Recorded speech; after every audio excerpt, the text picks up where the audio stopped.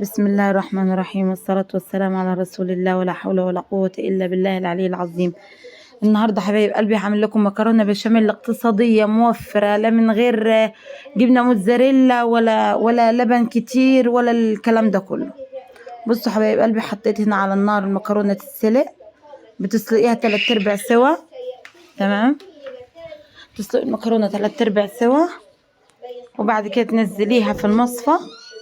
طبعا انا كنت عامله خليت الفراخ اللي كنت خليتها معاكم في فيديو، فكنت بطلع منها ايه لما بخلي واعمل بانيه واعمل ستريبس والحاجات دي، بطلع ايه قطع فراخ صغننه يعني بجهزها مع بعضها، واعمل منهم زي ما قلت لكم صينيه مكرونه بشاميل. بصوا حبايب قلبي، حطيت هنا الطاسه على النار، حطيت فيها معلقه سمنه ومعلقه زبده، وهنزل دي قطع الفراخ، هي بتبقى متبله، انا شايلاها متبله في الفريزر. تمام، بس بعمل لها بصل عشان هعملها بشاميل، فزودت لها بصل، ضربت بصلايه متوسطه في الكبه مع قرن فلفل اخضر حامي او احمر اللي تحبي، لو مش عايزه بالفلفل الحامي خلاص ما فيش مشكله. تمام، بنجهز طبعا، بنعصج الفراخ زي ما بنعصج اللحمه بالظبط، بتبقى حلوه وجميله وخفيفه جدا بالفراخ. حطيت لها البصل والفلفل، وههدي عليها النار واغطيها واسيبها تستوي مع نفسها. بحمر الاول الفراخ، بعد كده احط الطماطم مش مضروبه في الخلاط، لا مضروبه في الكبه برضو او تبشريها.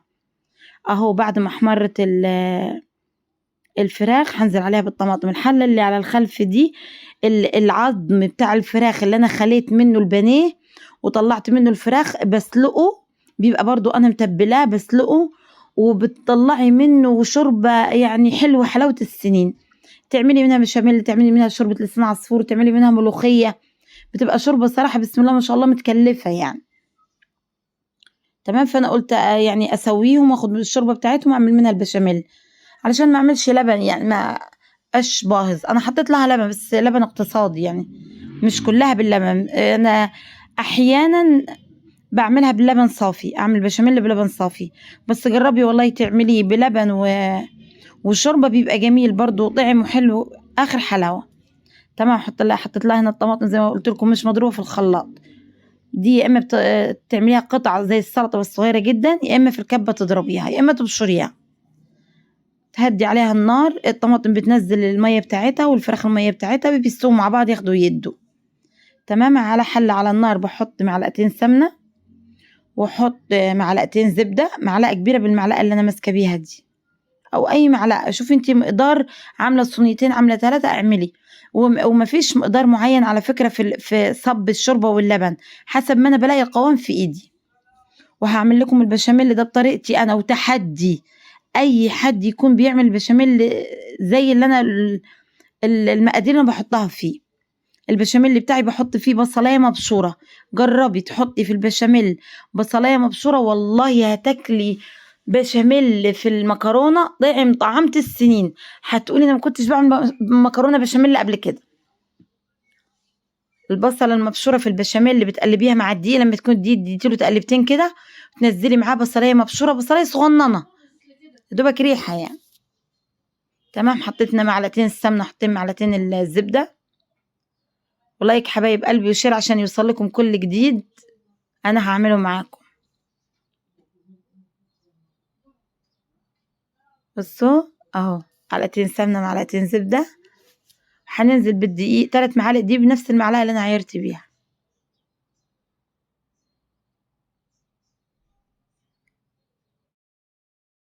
اهو نزلت بالدقيق معلقه 2، والمعلقه التالتة دي كانت في الطبق، انا كنت عارفاهم 3 معالق. مش لازم على فكره يكون الدقيق يعني سايب كده في السمنه زي ما بيتعمل، لا عادي اعمليه زي ما انا عملته كده، بيبقى حلو برضو، مش هيكلكع معاكي، هيبقى جميل. بصي بتديله تقلبتين.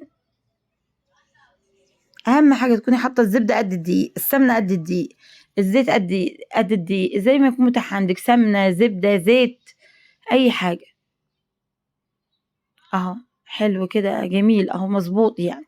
ما زودتش سمنة بصراحة بتبقى تقيلة، لما تزودي السمنة أو الزيت بتبقى تقيلة. هي كده مظبوطة، عمرها ما هتكلكع معاكي. ادي بس تشويحة للدقيق كويس عشان ما يكلكعش معاكي، ما يبقاش أبيض. تمام. اديت معلقة زيت، كله ده واحنا على النار، شغالين على النار. هنا قلبت لقيت الفراخ استوت، العصاج بتاع الفراخ كان استوى تمام، طفيت عليه. هنا كنت عملت البصلية الصغيرة بشرتها زي ما قلت لكم. تبشري البصلة وبتنزليها على الدقيق، تديها تشويحة وتطفي النار برضو. تمام اهو الدقيق تمام التمام كده. اهم حاجة يشم النار، تديله تقلبتين عشان ما يكلكعش معاكي. هنا البصلاية الصغيرة، هضيف البصلاية الصغيرة زي ما قلت لكم مبشورة اهي. جربوا البصلة دي مش هتندموا والله. حطيت مرقة عشان اظبط الملح بتاعها.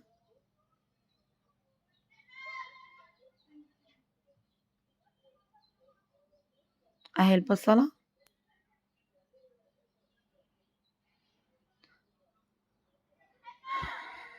فضلا وليس امرا ادعموني واعملوا لايك.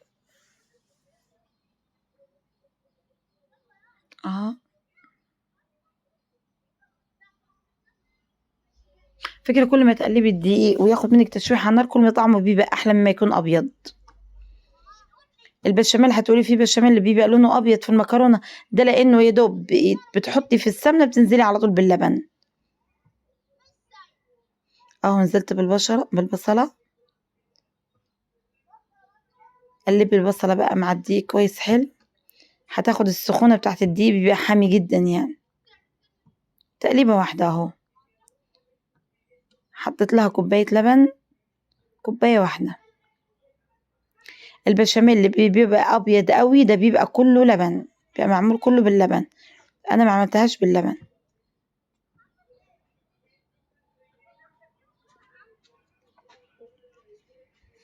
اهو خلاص البصله خدت تشويحه حلوه مع يعتبر استوت يعني، لان الدقيق كان سخن جدا. اهو بصوا اختفت حتى مع الدقيق، اخدت نفس اللون، مش هتبان حتى بعد كده. حطيت كوبايه لبن. اول ما تحطي لبن بتطفي النار خلاص على البشاميل، تحطي بقى شربتك وكله على البارد، يعني كله بيبقى سخن. لو الشوربه بارده عندك مفيش مشكله، اللبن بارد برضو عادي، حطيته بارد. اهو ما تخافيش برضو مش هتكلكع منك. قلبي فيها، ما تسيبيش ايدك منها خالص. قلبي قلبي في الاول حلو كده، بس ما تخافوش يعني تبقى زي الفل. بتخبطي المضرب بتاعك عشان تنزلي الدقيق اللي كلكع جوه من جوه. ما تقلقيش مش هتكلكع منك، هتطلع انجح بشاميل باذن الله. اهو بصوا هجيب الشوربه كبها. كبي الشوربه بقى وقلبي زي ما قلت لكم، فضلا وليس امرا. اعملوا لايك واشتركوا في القناه. جبت الشوربه اهو، صبي عادي ما تقلقيش. ايدك تبقى فيها برضو، قلب قلب قلب. اهو قلبيها ما تسيبيهاش خالص. انا مرضيتش افصل الفيديو انا بعمل بشاميل عشان ما تقولوش ضربته في الخلاط او كلكع او اي حاجه، عملته قدامك اهو. يعني اي واحده مبتدئه لسه بتعمله ما تقلقيش منه، اعمليه زي كده. ايدك تبقى فيه على طول، يبقى زي المربى معاكي. اهو ايدك تبقى فيه. انا دلوقتي طفيت النار مش على النار. تمام. افضلي ايدك فيه، قلبي قلبي بالمضرب، ما تقلقيش يعني. اهو كل الكلاكيع الدقيق اللي كلكع ده كله بيفك. بس ما تضيفيش شوربه كتيره من الاول او اللبن كتير من الاول، لا بالطلب، عشان اللبن ما يكلكعش معاكي ويزوغ، ما تكون الحاجه سايبه. لما تبقى الشوربه او اللبن على القد بتعرفي تتحكمي في البشاميل بتاعك. تضربيه بالمضرب بينعم معاكي. بص اهو ايدي فيه، ما فصلتش الفيديو خالص لحد ما خلصته. اهو اهو. البشاميل اللي بيبقى ابيض قوي بيبقى كله باللبن وما بيتحمرش على النار، لا انا بحب اسوي الدقيق على النار، يعني احب اديله تشويحتين كده على النار عشان يبقى مستوي. لكن اللبن البشاميل اللي بيبقى ابيض قوي ده بمجرد ما بتحطي الدقيق مع السمنه او الزبده بتصبي اللبن على طول، لا انا بسيبه ياخد تقليبتين يصفر كده على النار. بصي صبي بقيه الشوربه بتاعتك.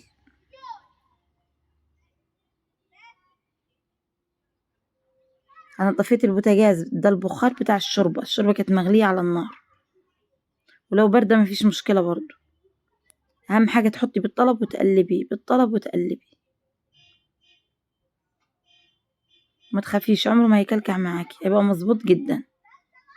اهو بصي ما فصلتش عندك الفيديو خالص، تشوفيه من الالف للياء. اهو ايدي فيه ما سبتوش خالص بالمضرب، ولا تضربي في الخلاط ولا بالهاند بلندر ولا الكلام ده خالص، ولا عمره ما هيكلكع معاكي، طول ما ايدك فيه مش هيكلكع. بصوا حبيب قلبي القوام بقى حلو ازاي.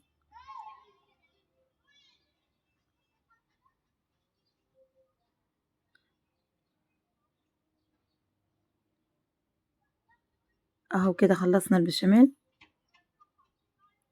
هضيف البهارات بقى بتاعتي للبشاميل، فلفل اسمر، بهارات فراخ، توم وبصل بودر، والملح بتاعك تظبطيه، وشطة حمرا عشان احنا بنحبه سبايسي شوية، وتقلبي. على فكرة ده هي بردت كده بس ده بخار طالع عشان قلبتها من تحت. بتبرد معاكي شوية بنضيف بيضة، بنضيف معلقة صغيرة بيكنج باودر او كيك شيف المتاح عندك. اهو تقلبي فيها برضو تقلبتين عشان البهارات اللي انت حطيتيها والملح بتاعك كله ياخد ويدي مع بعض، تطعم من البهارات بتاعتك. الشوربة برضو كانت متطعمة، ما زودتش ملح لان الشوربة كانت حقيقة، انما انت لو هتعمليه بلبن بيور اظبطي ملحك. حطيت معلقة صغيرة كيك شيف، بتدي هشاشة للبشاميل، ما تحسوش ان هو تقيل كده ورخم في الاكل، يبقى هش. وبيضة برضو، البيضة والبيكنج باودر بيدوا هشاشة للبشاميل. واوعي تنسي البصلة، البصلة المبشورة او المفرومة اللي احنا حطيناها مع البشاميل في الاول، دي اللي بتدي تست عالي جدا جدا جدا للبشاميل، دي اللي بتظبط معاكي الطعم. هتحسي ان انت يعني بتاكلي مكرونه بشاميل جديده لاول مره.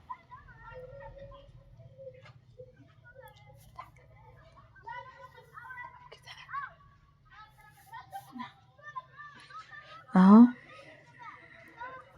هدهن برضو الصينيه اللي هصب فيها البشاميل واحط لهاش سمنه، بدهنها من البشاميل نفسه، بدهنها حلو كده عشان البشاميل ما يلزقش. احنا زي ما قلنا مكرونه بشاميل اقتصاديه، مش مكلفينها او حاجه، طعمه ونضيفه وبيتي وزي الفل، والله حلوه حلاوه السنين. ما البشاميل اللي انا لما بكون عامله لحمه عصاج او فراخ ما بحبش احط في النص، احب اخلطه كله مع بعض، بحيث ان انت لما تعملي تقلبي وتطلعي القطعه يبقى كل القطعه معاكي متطعمه من نفس الحشو بتاعها، ان كان فراخ متعصج ان كان لحمه معصجه زي ما تكون. قلبنا المكرونه كويس في البشاميل،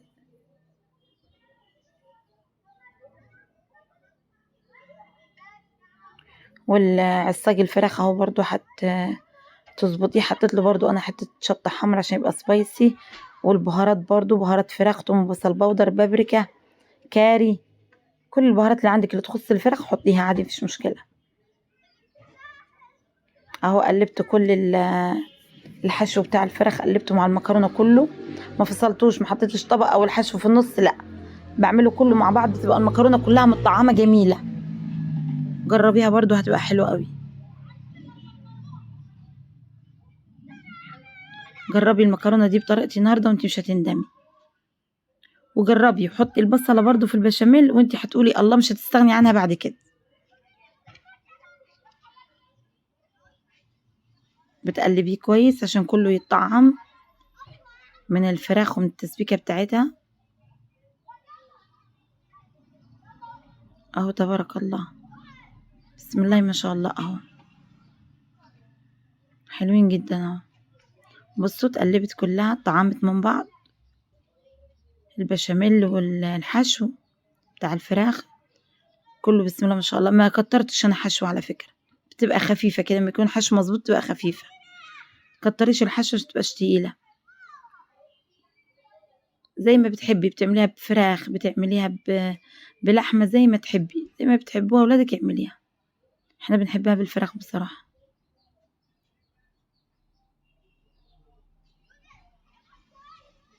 اهو بصوا جميلة ازاي. دهنت الصينية كلها بالفرشة والبشاميل، ما دهنتش سمنة، دهنت البشاميل نفسه عشان ما تلزقش المكرونة، وتيجي تخرجيها تخرج معاكي. زي ما قلنا اقتصادية، ما تستخدمش سمنة كتير ولا لبن ولا جبن ولا الحاجات دي، لا. اهم حاجة الحاجة انت عاملاها بيتي، مطعماها ومكلفاها برضو، يعني متكلفة مش متكلفة. بصوا تبارك الله اهو، جميلة المكرونة كلها واخدة طعم الحشو. تبقي بتاكلي المكرونة كلها متطعمة من نفس الحشو. هتصبي بقى البشاميل بتاعك، تمام. سوي الوش كويس، بعدين صبي البشاميل بتاعك كله، وبعدين اديها رشة مية بالبخاخة، نسيت ما اجيبها. بعد ما تحطي البشاميل اديها رشة مية بالبخاخة ودخليها الفرن بتاعتك. الفرن تكون سخنة جدا، 10 دقايق بس تبقى على السطح بتاع الفرن. وبعد كده تشغلي الوش لحد ما تحمر، ما تشغليش كتير، ان كل حاجة مستوية معاكي.